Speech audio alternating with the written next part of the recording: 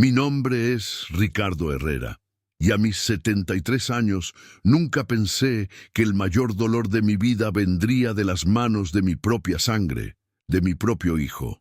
Me duele la garganta solo de recordar, pero es una verdad que necesito soltar, aquí, con ustedes, como si estuviéramos en la mesa de mi cocina, con una taza de café caliente entre las manos. Es un desahogo, créanme. Es una herida que llevo abierta desde hace mucho tiempo, pero que una noche, en el lugar que con mis manos y mi sudor levanté, se convirtió en un abismo. Recuerdo sus palabras como si fuera ayer, grabadas a fuego en mi memoria, en el centro mismo de mi orgullo, en mi corazón. Estábamos en la Casa del Buen Gusto, mi restaurante, ese lugar que para mí era un templo, un refugio, el testamento de una vida de esfuerzo. Había preparado la cena con mis propias manos, con el cariño de siempre, para mi hijo Eduardo y mi nuera Mónica, y sus amigos, esos que ellos llamaban gente importante. Me acerqué a la mesa, sonriendo, queriendo compartir un momento con ellos, y Eduardo, mirándome con ese desprecio que ya conocía bien, dijo sin pestañear, con una voz helada que me atravesó hasta los huesos: «No hay lugar para ti en esta mesa, viejo». Así, sin más. Viejo, un objeto, un estorbo. En mi propia casa, en mi propio lugar. La humillación me golpeó como un rayo. Sentí que el aire me faltaba, que la tierra se abría bajo mis pies. Me tragué el nudo en la garganta, la rabia, la vergüenza. Me di la vuelta, sin decir una palabra, y me fui a la cocina, donde mis empleados, mis verdaderos compañeros, me miraron con una pena que no necesité que expresaran. Ellos lo vieron todo, lo sintieron conmigo. Y en ese instante, amigos, algo se rompió dentro de mí. Pero a la vez, algo se encendió, una chispa fría, dura, decisiva, porque lo que ellos no sabían, lo que mi hijo exitoso y mi nuera refinada nunca imaginaron, es que este viejo del restaurantito que tanto les avergonzaba, este hombre sencillo, que ellos despreciaban, guardaba un secreto, un plan, una verdad que llevaba escondiendo más de 45 años y que estaba a punto de desenterrar. Ese día, la herida que siempre estuvo ahí, latente, se hizo un tajo inmenso. Todas las pequeñas puñaladas, todas las miradas de desdén, los cumpleaños olvidados, las excusas baratas para no visitarme, se condensaron en esa única frase. «No hay lugar para ti en esta mesa, viejo». Me hizo sentir como un fantasma en mi propia vida, un eco de algo que ya no importaba. Y la ironía, ¿saben? La cruel, amarga ironía. No era solo mi mesa, era una de las mesas de mi primer restaurante, el que ellos consideraban mi único y humilde sustento, el que yo levanté con mis propias manos, el que me dio todo. Pero en ese dolor, en esa soledad, encontré la fuerza. La dignidad que creí perdida se irguió como una columna de fuego en mi interior. Ya no era un viejo cansado, humillado. Era un hombre con una historia que contar y un plan que ejecutar. Esta, amigos, es la historia de cómo este viejo, al que su familia quiso borrar, decidió reescribir su propio destino y darles la lección más amarga de sus vidas. Es una historia de esfuerzo, de traición y de cómo al final la verdad, aunque dolorosa, siempre encuentra su camino. Y créanme, la mía era una verdad que pesaba millones de pesos. Prepárense el café, porque esto va para largo y hay mucho que contar. Uno no empieza un negocio pensando en hacerse rico. No, señor. Uno lo empieza pensando en sobrevivir, en darle de comer a los suyos, en no tener que agachar la cabeza. Y yo, Ricardo Herrera, les puedo asegurar que agaché la cabeza muchas veces, pero nunca por falta de esfuerzo. Mi vida ha sido una batalla constante, una de esas luchas silenciosas que la gente exitosa de hoy no entiende ni valora, y cada paso, cada sacrificio, lo hice por Eduardo, mi único hijo. para que él no tuviera que vivir lo que yo viví. Recuerdo cuando Eduardo era solo un niño, un mocoso, flacuchento con unos ojos enormes que me miraban con una admiración que lo curaba todo. Vivíamos con lo justo, raspando el fondo de la olla muchas veces, pero yo siempre quise darle lo mejor que pudiera. No era cuestión de grandes lujos, sino de oportunidades. La educación, eso sí era un lujo para nosotros, y él, mi Eduardo, era inteligente, vivaz. Un día, cuando tenía unos 7 u 8 años, Eduardo me pidió una bicicleta. No era cualquier bicicleta, era una roja, brillante, que vio en el escaparate de la ferretería del pueblo. Me miraba con esos ojos suplicantes, y yo sentía una punzada en el pecho. Sabía que no teníamos dinero. Llevaba días ahorrando cada centavo que ganaba, lavando platos en una fonda mugrosa, pero no era suficiente. Un día, después de varios días dándole vueltas, tomé una decisión. Mi madre, que en paz descanse, me había dejado una cosa de valor antes de irse.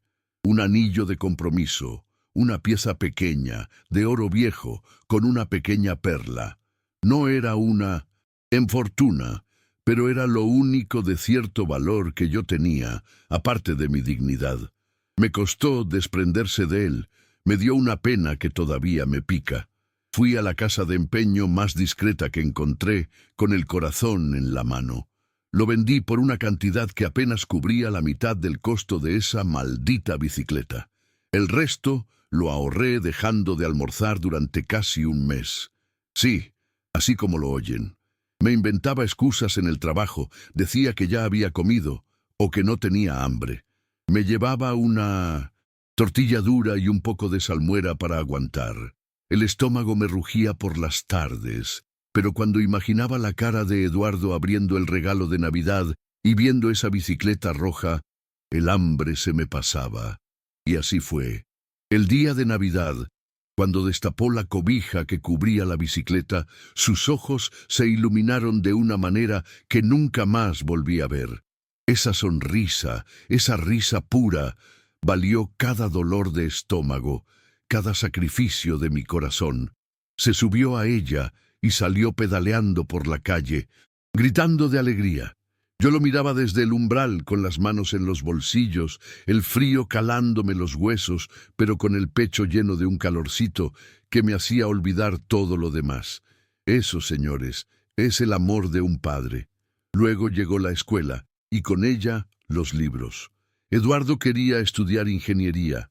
Me habló de ecuaciones, de puentes, de edificios altos, y yo, que apenas terminé la primaria, me sentía orgulloso hasta las lágrimas. Pero la carrera era cara. Los materiales, las matrículas, esos libros gordos que parecían enciclopedias. Me acuerdo de uno en particular, de cálculo avanzado, que costaba lo de varios meses de alquiler. No dudé. Tenía un reloj de bolsillo que había sido de mi padre, de plata, con un grabado antiguo. Era mi único lujo, mi conexión con mi historia. Lo miraba con cariño, porque me recordaba los tiempos en que mi padre lo usaba, cuando me llevaba a pescar y me enseñaba las estrellas. Pero el futuro de Eduardo pesaba más que cualquier nostalgia. Lo vendí, así, sin pensarlo 2 veces, y cuando se lo entregué a Eduardo, él apenas lo notó. Tan emocionado estaba con su nuevo libro. «Gracias, papá, de verdad», dijo, con la vista fija en las fórmulas, y yo, de nuevo, sentí que todo valía la pena. Esas noches, mientras Eduardo estudiaba bajo la luz tenue de una lámpara, yo trabajaba. No solo en la fonda. Busqué otros trabajos, los que fueran. Limpiaba pisos, descargaba camiones, ayudaba en el mercado. Mis manos se rajaron. Mi espalda se encorvó, pero cada gota de sudor era un ladrillo más en el futuro que yo soñaba para él. Soñaba que Eduardo no tendría que mancharse las manos de grasa como yo, que no sentiría el frío del hambre, que su mente, su inteligencia, lo llevaría lejos, muy lejos de los fogones y las ollas. Cuando Eduardo se graduó de ingeniero, sentí que el mundo se abría para nosotros. Fui a su ceremonia con un traje prestado, un poco grande, pero me sentía el hombre más orgulloso del universo. Lo vi recibir su diploma, alto, apuesto, con esa sonrisa que tanto me recordaba a su madre. Las lágrimas me corrían por las mejillas, sin vergüenza. Me acerqué a él, lo abracé fuerte y le dije al oído: «Lo lograste, hijo, lo logramos». Él me sonrió, me dio una palmada en la espalda y se fue a celebrar con sus amigos, esos jóvenes brillantes que ya hablaban de grandes empresas y salarios. Yo me quedé un rato más viendo a las familias felices y luego me fui a casa, a mi pequeña casa, a preparar la cena, solo, pero con el alma llena de una extraña satisfacción, la de haber cumplido mi deber, de haberle dado las alas a mi hijo. Esos primeros años después de su graduación fueron los más duros para mí, en lo personal, pero también los más fructíferos. Fue cuando abrí la Casa del Buen Gusto. Era un local pequeño, en un barrio modesto, pero con mi sazón, con mi esfuerzo, lo transformé en algo especial. Cada ladrillo, cada plato, cada mesa, lo puse yo, con mis propias manos y los pocos ahorros que pude juntar. Fui cocinero, mesero, cajero, limpiador. Dormía en el suelo de la cocina muchas noches. Mis manos estaban quemadas, cortadas, mis pies hinchados, pero el negocio prosperaba. La gente venía, le gustaba mi comida, el ambiente familiar, y yo en mi mente pensaba: esto es para Eduardo, esto será su legado, si él lo quiere. Siempre con la idea de que un día él entendería el valor de todo aquello, que vería en mi trabajo la base de su propia libertad. Qué ingenuo fui, ¿verdad? Creer que el amor y el sacrificio, sin el envoltorio brillante del éxito, serían suficientes para que mis ojos brillaran en los suyos. El abandono, no crean, no es un golpe que llega de repente. Es una llovizna fina, constante, que te va calando los huesos, te va empapando el alma hasta que un día te das cuenta de que estás solo, empapado hasta los tuétanos, y ya no sabes ni cómo llegaste a ese punto. Con Eduardo, y sobre todo con Mónica, mi nuera, fue exactamente así. Empezó sutil, casi imperceptible, como una sombra que se alarga a medida que el sol se pone. Recuerdo la primera vez que sentí el frío de su indiferencia. Era mi cumpleaños, mi 70º cumpleaños. Una cifra importante, ¿verdad? Uno espera, no sé, una llamada, una visita, un pastel, un pequeño detalle. Me levanté temprano, fui al mercado, compré lo necesario para prepararme mi comida favorita, una birria, algo sencillo. Esperé. El teléfono no sonó. Pasó la mañana, pasó la tarde. Ni un mensaje, ni una palabra. Al anochecer, solo un escueto «Feliz cumple, viejo, andamos ocupados», de Mónica por WhatsApp, que ni siquiera venía con un emoji. Me senté solo a la mesa de mi cocina, con la birria humeante, y la verdad no me supo a nada. Sentí un vacío aquí, en el pecho, que no se llenaba con la comida. Fue la primera vez que lloré por su ausencia, no de tristeza, sino de una desilusión tan profunda que me dejó sin aliento. Me di cuenta de que para ellos, yo, su padre, su suegro, era una nota a tan pie de página en sus vidas ocupadas, una molestia que apenas recordaban. Luego vinieron las visitas, cada vez más esporádicas, y cuando venían, siempre había algo que me hacía sentir pequeño. Una vez, en una cena en su casa, una de esas cenas ostentosas con gente importante de la empresa de Eduardo, me pidieron que me sentara en la cocina. «Papá, los invitados son importantes y la mesa principal está llena», me dijo Mónica con una sonrisa forzada. «Puedes sentarte aquí con los niños, o si quieres, ayúdame a servir en la cocina», añadió, como si yo fuera un empleado más. Me hervía la sangre. ¿Pero qué iba a hacer? ¿Armar un escándalo? Me senté en un rincón de la cocina, oyendo las risas y las conversaciones de la otra habitación, sintiéndome como un espectro, un mueble viejo que estorbaba. Veía a mi nieto, mi pequeño Ricardo, que apenas me miraba, absorbido por su tablet. Ese día sentí que la mesa de mi propio hogar se había movido para siempre, y yo había quedado fuera de balance. Otro episodio que me dolió hasta el alma fue el cumpleaños de mi nieto. Había pasado semanas trabajando en un regalo especial. Soy bueno con las manos, y le había tallado un juego de ajedrez de madera, con piezas únicas, cada una con un detalle distinto. Era un regalo hecho con amor, con horas de paciencia y con el recuerdo de cuando mi padre me enseñó a jugar. Creí que le gustaría. Cuando se lo di, en medio de la fiesta llena de juguetes caros y electrónicos, Mónica lo tomó con 2 dedos, como si fuera algo sucio. «Ay, papá Ricardo, qué rústico», dijo con una risita condescendiente. «Pero gracias. Ya sabes cómo son los niños hoy. Solo quieren tecnología». Mi nieto, influenciado por su madre, apenas le dio un vistazo antes de volver a su consola de videojuegos. El regalo que hice con tanto cariño acabó en una esquina, olvidado, entre envoltorios y cajas vacías. Me fui de la fiesta con el corazón hecho pedazos, sintiendo que no solo despreciaron mi regalo, sino el amor y el tiempo que había puesto en él. Era como si me dijeran que mi cariño no valía nada, que mi forma de amar era anticuada y sin valor en su mundo moderno. Y las mentiras. Oh, las mentiras. «Estamos de viaje, papá. No podemos ir a visitarte este fin de semana», me decía Eduardo por teléfono.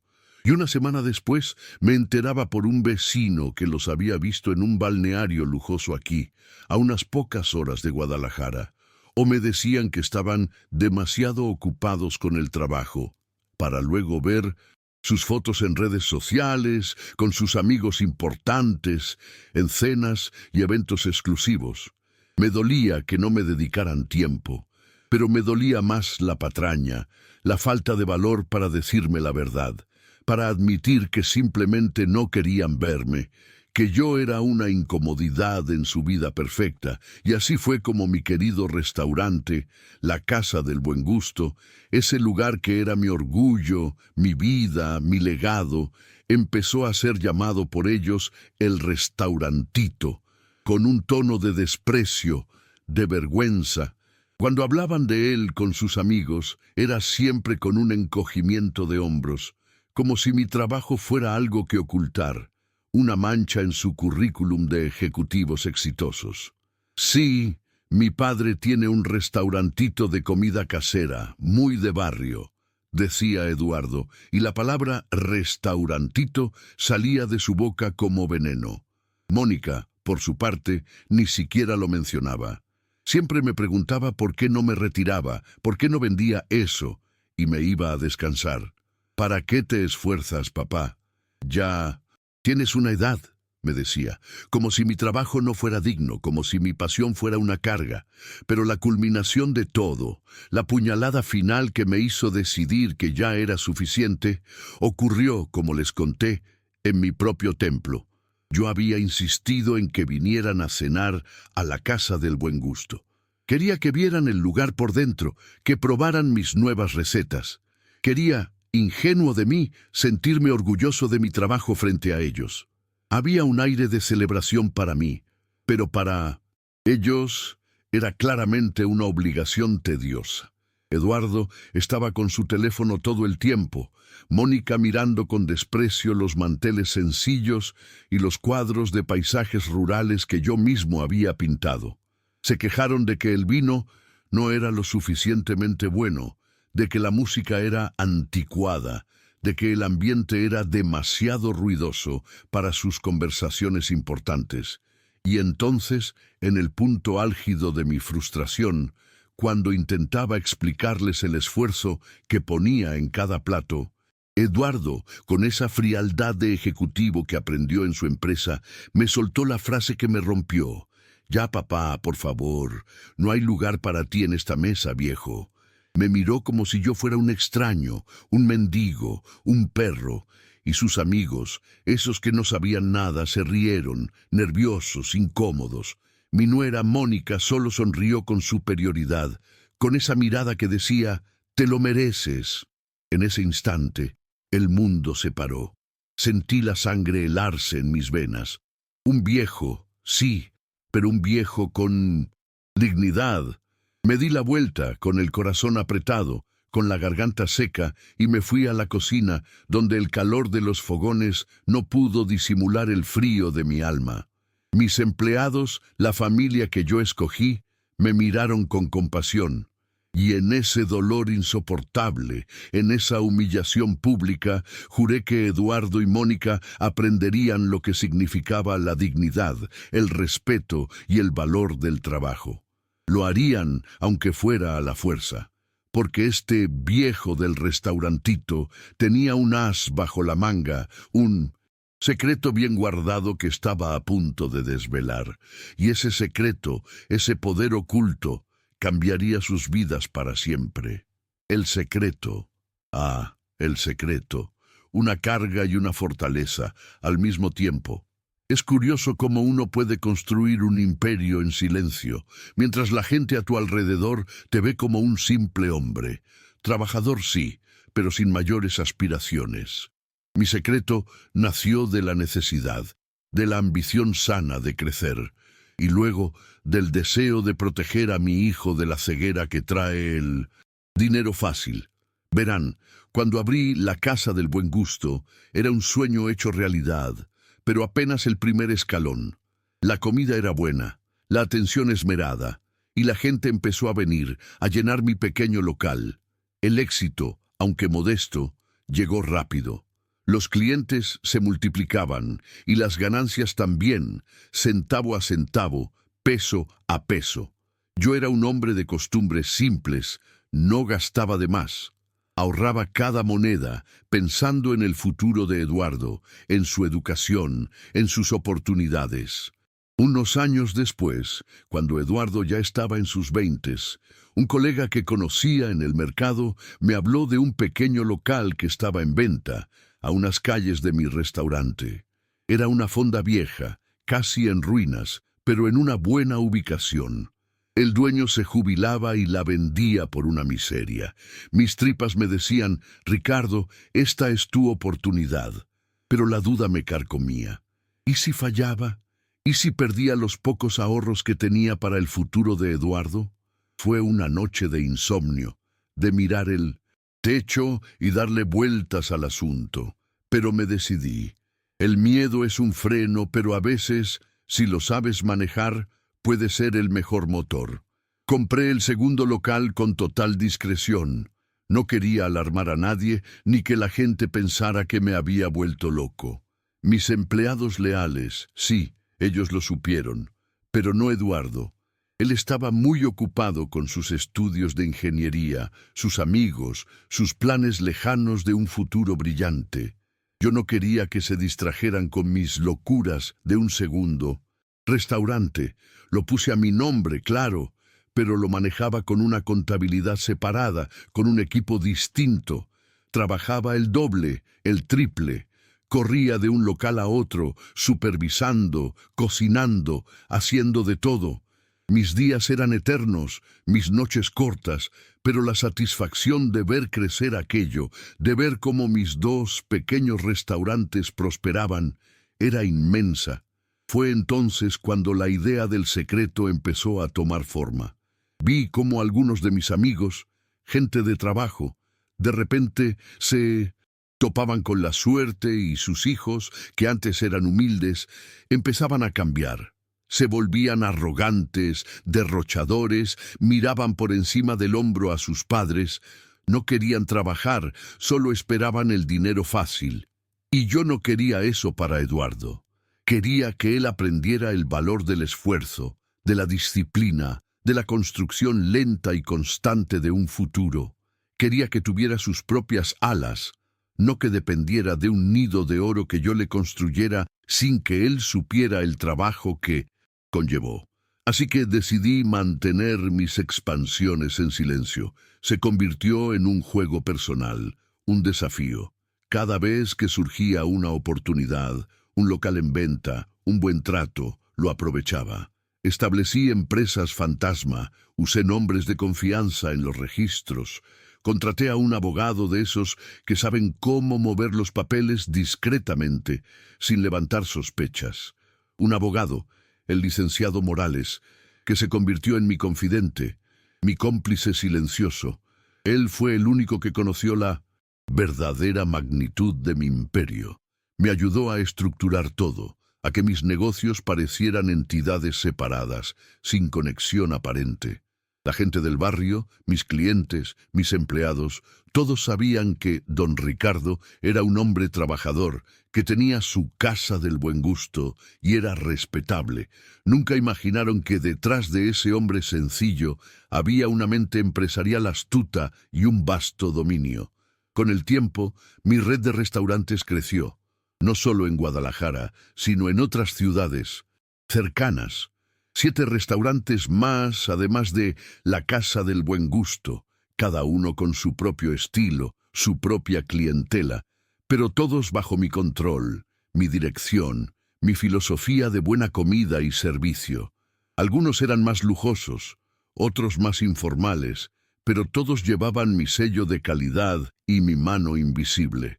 El dinero empezó a acumularse, no de forma descontrolada, sino de forma constante y sólida. Invertía con astucia, diversificaba, siempre con la discreción como bandera. El peso del secreto, debo admitirlo, era enorme. Significaba que no podía compartir mis triunfos con nadie, solo con el licenciado Morales de vez en cuando, en reuniones donde hablábamos de cifras que a veces me mareaban.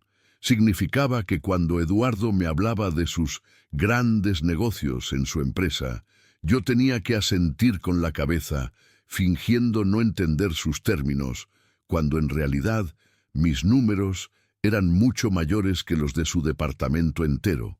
Significaba ver cómo me despreciaban, cómo se avergonzaban de mi modesto restaurantito, mientras yo los veía con una mezcla de pena e ironía. Ellos, los exitosos, apenas sabían manejar sus propias finanzas personales sin depender de un sueldo, mientras yo gestionaba millones.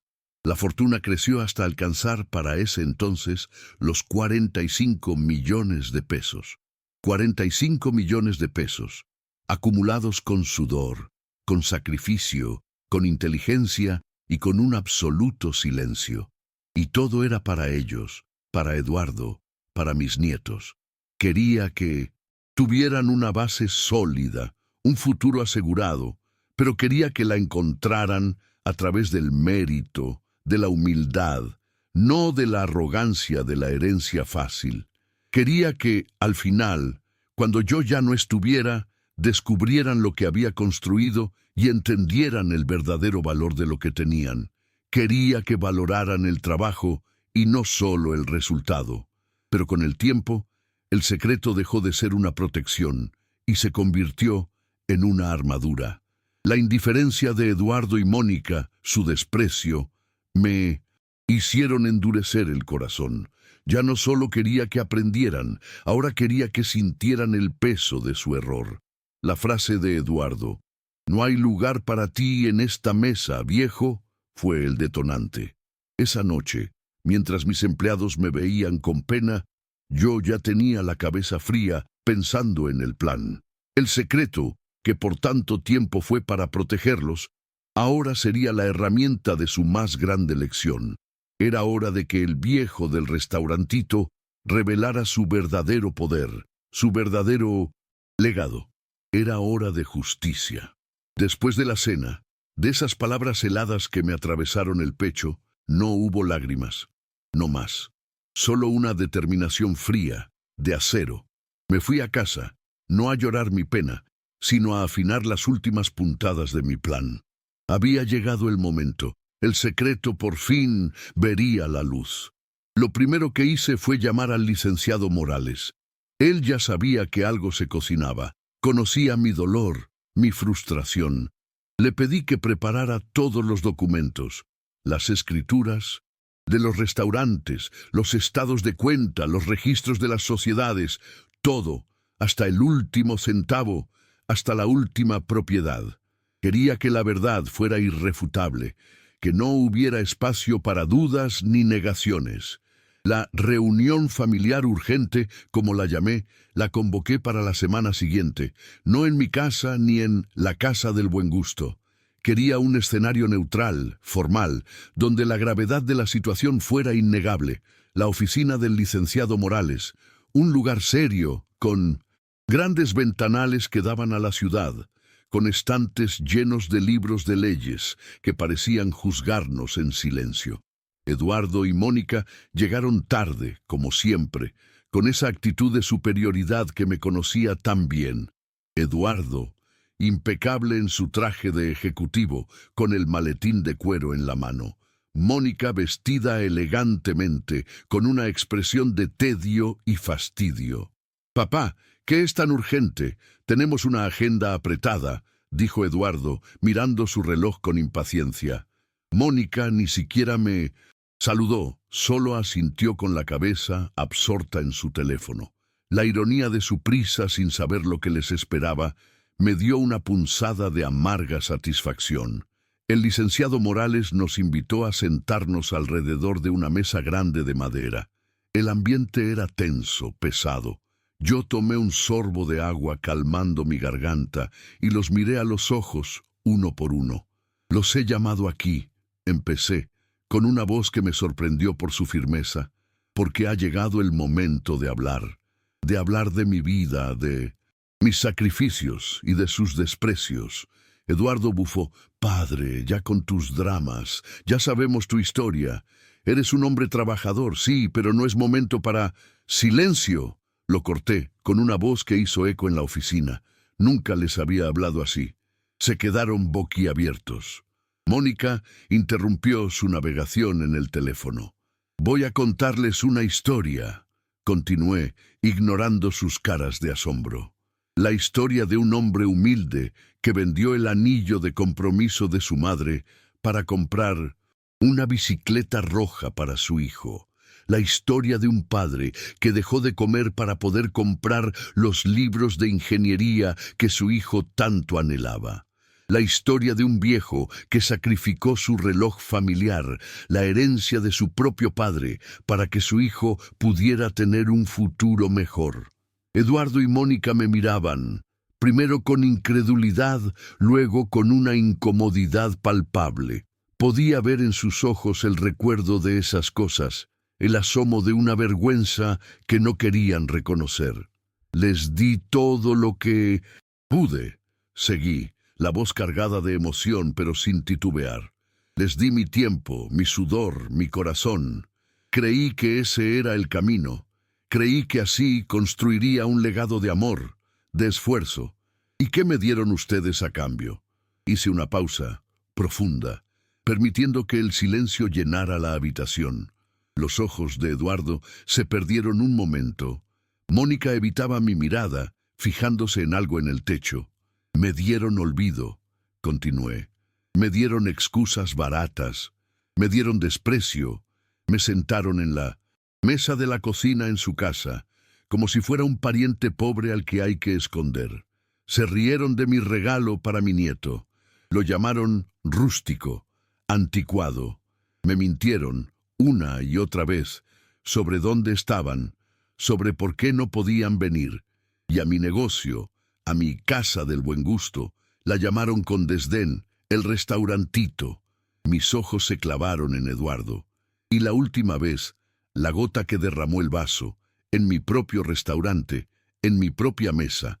«Tú, Eduardo», me dijiste, «no hay lugar para ti en esta mesa, viejo». La cara de Eduardo se puso pálida. Mónica abrió la boca para decir algo, pero la mirada del licenciado Morales la detuvo. «Esa frase», dije, bajando un poco la voz, pero con la misma intensidad, «fue el final de mi paciencia, el final de mi esperanza de que algún día valorarían algo. Me di cuenta de que no solo habían olvidado mis sacrificios, sino que se avergonzaban de mí, de mis orígenes humildes, de mi trabajo. Pero lo que ustedes no sabían, y aquí mi voz se elevó, es que este viejo del restaurantito guardaba un secreto que durante más de 45 años ha pesado en mis hombros, pero que me ha dado un poder que ustedes nunca imaginaron. El licenciado Morales, que había estado en silencio hasta ese momento, se levantó y deslizó una carpeta gruesa frente a ellos. Este señor, Ricardo Herrera, no solo es el dueño de la Casa del Buen Gusto, comenzó el abogado con su voz profesional y sobria. También es el propietario de una cadena de 7 restaurantes más en Guadalajara y sus alrededores. Una cadena que ha operado discretamente, bajo distintas razones sociales, pero todas bajo su control y con su capital. Eduardo y Mónica se miraron incrédulos. Luego se rieron, una risa nerviosa de burla. «Papá, por favor», dijo Eduardo. «¿De qué hablas? ¿Una cadena? ¿Estás bromeando?» «Las pruebas están aquí», dijo el licenciado, abriendo la carpeta. «Aquí tienen las escrituras de propiedad de cada uno de Pica.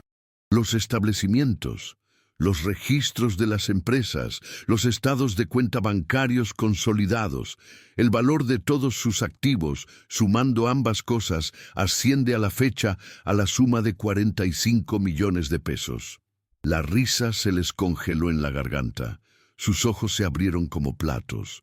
La mirada de Eduardo pasó del papel a mí, luego al licenciado, luego a Mónica, que estaba completamente descompuesta. Sus caras palidecieron, luego enrojecieron de ira, de incredulidad, de una avaricia que ya no podían ocultar. «¿Qué? 45 millones de pesos», susurró Mónica con la voz temblorosa. «Pero, ¿por qué nunca nos lo dijiste, papá?» «¿Por qué?», repetí, con una ironía amarga. «Porque quería que fueran gente de bien.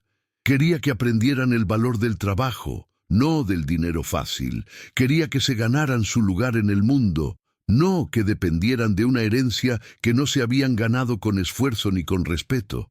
Quería que me valoraran a mí, no a mi cuenta bancaria. ¿Y ustedes qué hicieron? Despreciaron al viejo, al restaurantito, mientras yo construía esto para ustedes, en silencio. «Padre, no», exclamó Eduardo, levantándose de la silla, el rostro congestionado. «Esto es un error. Siempre te quisimos, siempre te respetamos, solo estábamos ocupados. Tú sabes cómo es la vida, los negocios». «Cállate, Eduardo», lo corté. «Las apariencias engañan. Sus ocupaciones no eran más importantes que su padre. Su falta de tiempo no era más importante que el hombre que les dio todo. Ahora solo ven el dinero, ¿verdad? La cuantiosa fortuna que pudieron haber tenido». Mónica se acercó a mí, fingiendo arrepentimiento. «Papá, por favor, perdóname. Hemos sido unos tontos. ¡Qué error tan grande cometimos! Siempre te hemos querido, de verdad. Deja de bromear con esto». Intentó tocar mi brazo, pero me aparté. «No es una broma, Mónica», dije, con una voz ahora fría como el hielo. «Y es demasiado tarde para el arrepentimiento falso. Ahora aprenderán la lección más importante de todas, la lección de la dignidad y el respeto». El licenciado Morales entonces tomó la palabra de nuevo. «Don Ricardo ha redactado un nuevo testamento, y quiero que sepan que este testamento no incluye a Eduardo ni a Mónica en la sucesión del imperio restaurantero. Ni un solo peso de los negocios que don Ricardo construyó pasará a sus manos». Las caras de mi hijo y mi nuera se desfiguraron. Pasaron de la incredulidad a la rabia, de la rabia al pánico. Eduardo intentó argumentar, gritar, pero el abogado lo detuvo con la mirada. «Los 7 restaurantes y sus activos, junto con el dinero acumulado», continuó el licenciado, «serán administrados por un fideicomiso. Una parte, la mayor, se destinará a una fundación para la educación de jóvenes emprendedores, en nombre de mi esposa, que en paz descanse. Otra parte se utilizará para crear un fondo de retiro para los empleados leales que han estado con don Ricardo por años, en la Casa del Buen Gusto y en los otros establecimientos.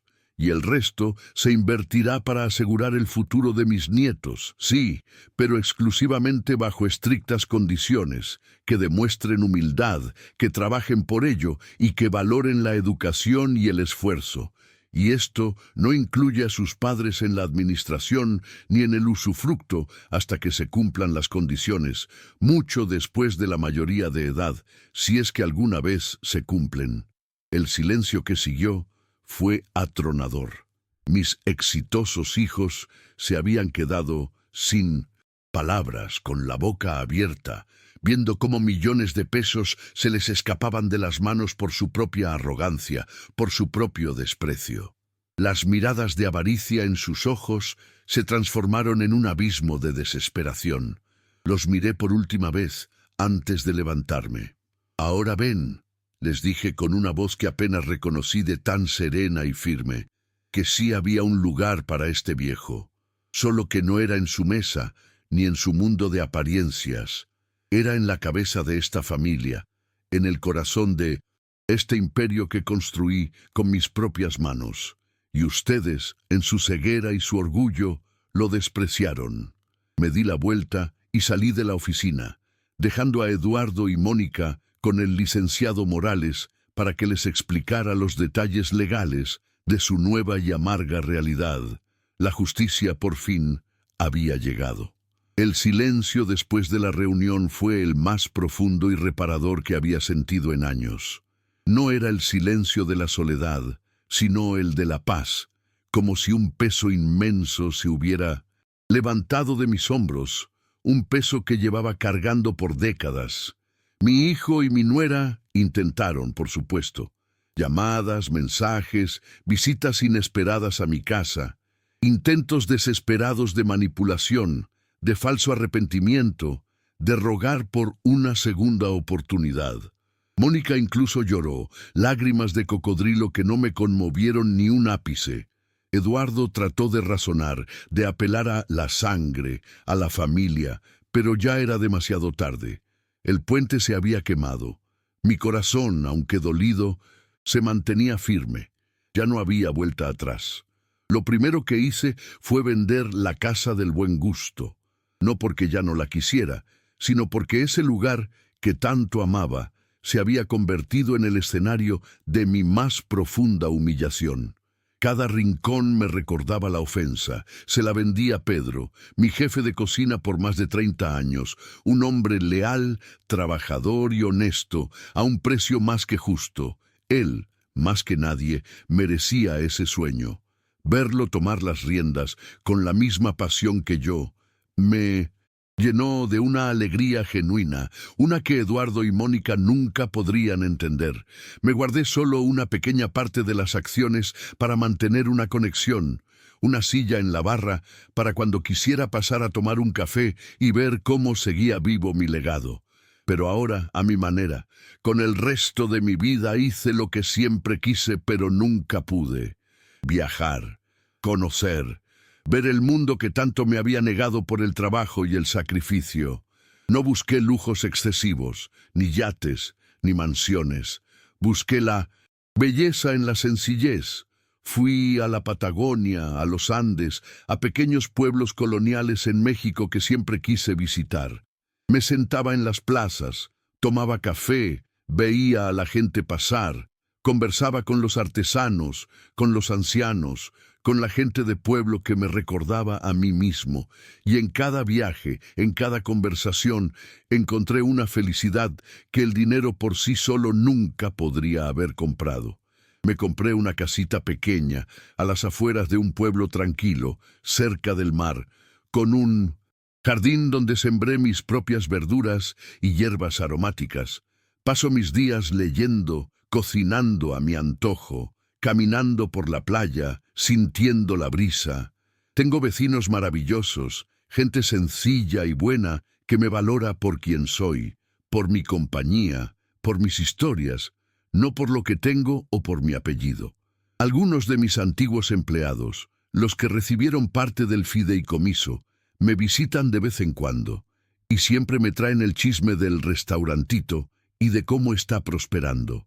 Esa Amigos, esa es mi verdadera familia ahora, la que me da cariño sincero, la que me mira con respeto, la relación con mis nietos.